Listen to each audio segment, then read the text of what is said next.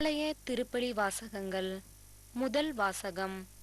திருத்தூதர் யோவான் எழுதிய முதல் திருமுகத்திலிருந்து வாசகம். அதிகாரம் 4. இறை வார்த்தைகள் 11 முதல் 18 முடிய. பதிலுரை பாடல். திருப்பாடல்கள். அதிகாரம் 72. இறை வார்த்தைகள் 1 முதல் 2 மற்றும் 10 முதல் 13 முடிய. மார்க்கு எழுதிய தூய நற்செய்தியிலிருந்து வாசகம். அதிகாரம் 6. இறை வார்த்தைகள் 45 முதல் 52 முடிய.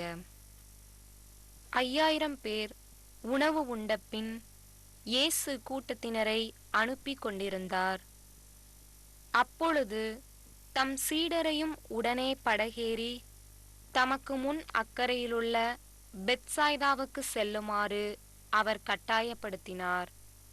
அவர் அவர்களிடமிருந்து விடை பெற்றுக் கொண்டு இறைவனிடம் வேண்டுவதற்காக ஒரு மலைக்கு சென்றார். பொழுது சாய்ந்த பிறகும் படகு நடுக்கடலில் இருந்தது. ஆனால் அவர் தனியே கரையில் இருந்தார். அப்போது எதிர்காற்று அடித்தது. சீடர்கள் தண்டு வலிக்க பெரிதும் வருந்துவதைக் கண்ட அவர் கடல் மீது நடந்து அவர்களை நோக்கி வந்தார். அவர்களை கடந்து செல்ல விரும்பினார். அப்போது ஏறக்குறைய 4ஆம் காவல் வேளை. அவர் கடல் மீது நடப்பதைக் கண்டு அது பேய் என்று எண்ணி அவர்கள் அலறினார்கள். ஏனெனில் எல்லாருமே அவரைக் கண்டு அஞ்சி கலங்கினர். உடனே இயேசு அவர்களிடம் பேசினார். துணிவோடு இருங்கள், நான் தான், அஞ்சாதீர்கள் என்றார். பிறகு அவர்களோடு படகில் ஏறினார். காற்று அடங்கியது.